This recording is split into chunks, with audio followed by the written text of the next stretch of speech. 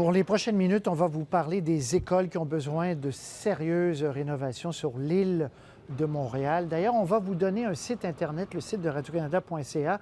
On a colligé et c'est une carte interactive. Vous pouvez aller voir dans votre quartier si votre école est parmi les 82 écoles qui ont besoin d'être rénovées. Mais là, on ne parle pas de peinturer un mur, mais rénover complètement. On parle beaucoup des viaducs, des routes, des trottoirs. Les écoles, c'est la même chose. On a laissé aller pendant des années. Résultat, on est prêt avec une facture astronomique. Je vais en parler avec la présidente de l'Alliance des professeurs dans quelques instants, ainsi que la nouvelle directrice de la Commission scolaire de Montréal. Mais d'abord, on est allé voir dans une école, Denis Martin Chabot, dans une école de Côte-des-Neiges qui doit être fermée et reconstruite. Plus de 250 élèves iront étudier ailleurs à compter de mars, car tout est à refaire dans cette école construite en 1953. L'École des Nations sera partiellement fermée pendant 1 an et demi. On voit ici les dommages qui ont eu lieu dans le passé et bien évidemment, là, ça permet l'infiltration d'eau à l'intérieur des locaux. Des travaux majeurs, 10 millions de dollars. Déjà, une réfection des murs intérieurs est complétée. Tout matériau intérieur, qui était putrescible ou non, donc qui faisait partie de la finition intérieure, a été enlevé et on a reconstruit une nouvelle finition intérieure. Tout ce qui aurait pu renfermer des moisissures a été retiré. Des gens du personnel qui se sont plaints de malaise. Ces malaises-là ont été rapportés et la commission a tout de suite effectué des expertises, des tests de qualité de l'air. On a dû aussi nettoyer le vide sanitaire. On a rapidement installé une ventilation qui permettait de dépressuriser le vide sanitaire, donc d'éviter que les contaminants puissent migrer dans l'école. En plus de la maçonnerie extérieure, il faudra une nouvelle toiture et changer fenêtres et portes. Pendant ces travaux, les plus vieux devront aller à l'école Champlain, à 15 km de là, en plein milieu de l'année scolaire. Ça a un impact psychologique sur les enfants. Mon enfant dit que je ne veux pas aller à l'autre école, je veux arrêter d'aller à l'école. On n'a pas le choix d'aucune école qui est alentour. Pourtant, là, on a une école qui est située à peu près à 300 mètres d'ici. Le problème est que les autres écoles situées à proximité sont déjà surpeuplées. Et pour des raisons de logistique, éparpiller les élèves ici et là n'est pas une option pour les dirigeants scolaires.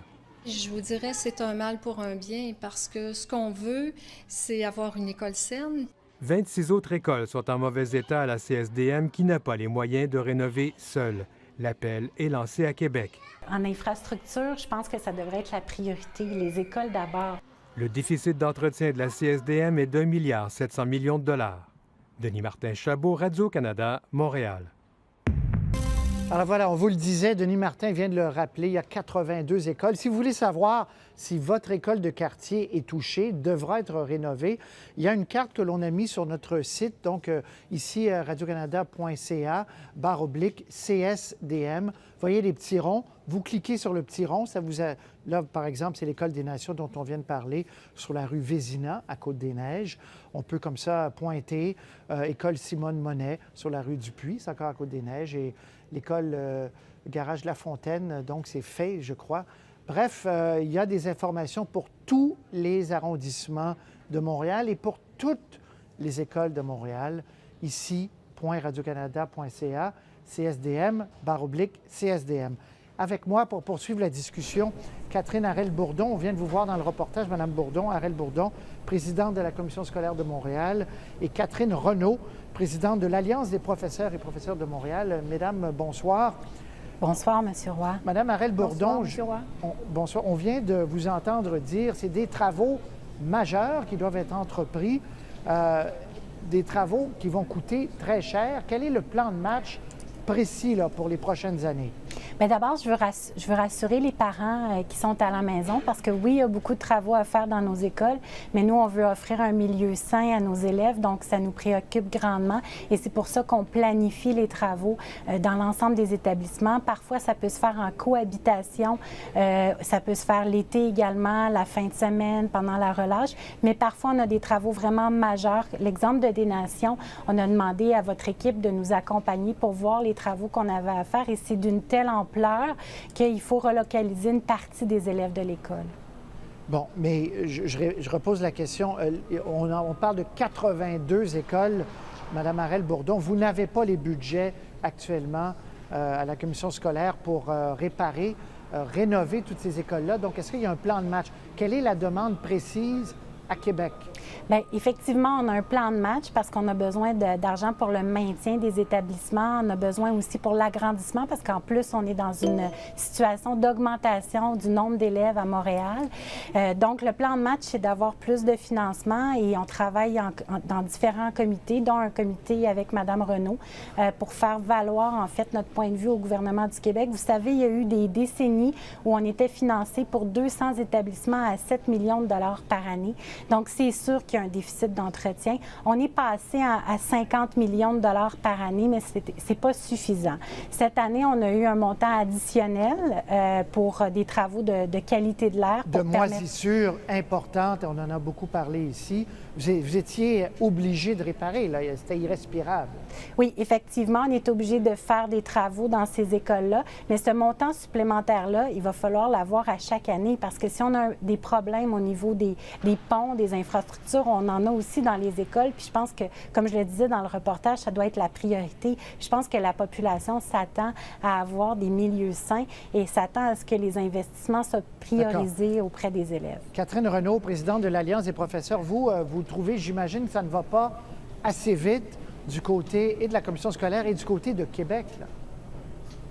Bien, c'est certain que ça fait longtemps qu'on revendique, entre autres, des sommes importantes, notamment de la part du ministère, à travers la Coalition pour les écoles saines, dont on fait partie, pour justement rénover en profondeur les écoles aux prises avec des problèmes importants de qualité de l'air. Et je parle de rénovation dans certains cas, mais ça peut aller aussi jusqu'à la démolition et la reconstruction de certaines écoles, comme à l'école Barry, par exemple. Est-ce qu'actuellement, demain matin, dans les classes sur l'île, il y a des classes qui sont, entre guillemets, insalubres? En tout cas, on ne devrait pas, idéalement, y enseigner, puis qu'on continue, on doit y enseigner. Madame Renaud. Mais c'est certain qu'au quotidien, on peut avoir des signalements de la part d'enseignantes et d'enseignants qui nous parlent, par exemple, de différents symptômes qu'ils peuvent avoir. Aussi, ils inspectent, ils voient qu'il y a des anomalies au niveau des plafonds, au niveau des murs, au niveau de toutes sortes d'endroits, au niveau de l'école qu'ils fréquentent. À ce moment-là, ces signalements, c'est certain qu'on les prend, puis on les signifie aussi à la commission scolaire. Il y a un registre qui est fait à cet effet-là. C'est important de prendre fait et cause de cela, de s'informer comme il faut, de prendre en charge la situation et de corriger le plus rapidement possible.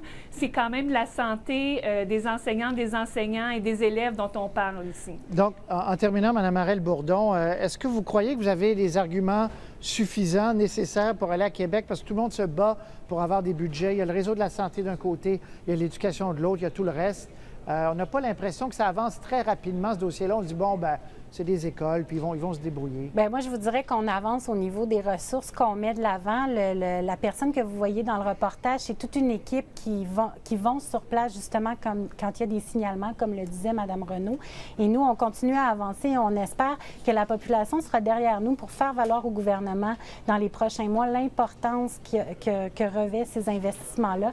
Parce qu'on ne faut pas oublier que c'est la scolarisation de nos élèves, des citoyens de demain. Il ne faut pas oublier également que ces lieux-là, maintenant, les élèves peuvent passer jusqu'à 11 heures par jour quand on calcule le service de garde le dîner. Bien oui. Bien voilà.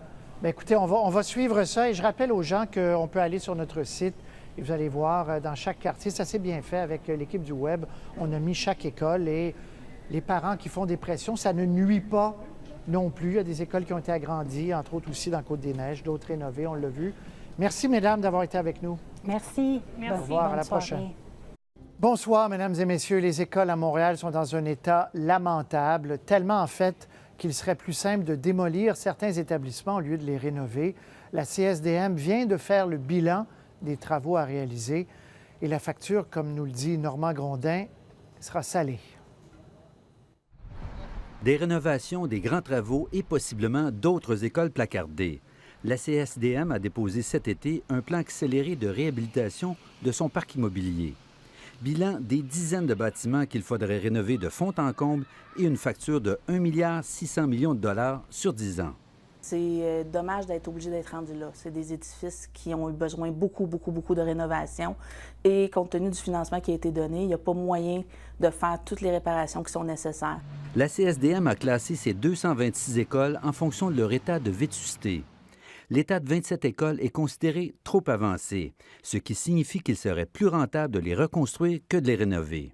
Pour 55 autres, on parle d'une vétusté très avancée. On devra donc y réaliser des travaux majeurs qui rendront, selon le rapport, la cohabitation avec les élèves difficile, voire impossible.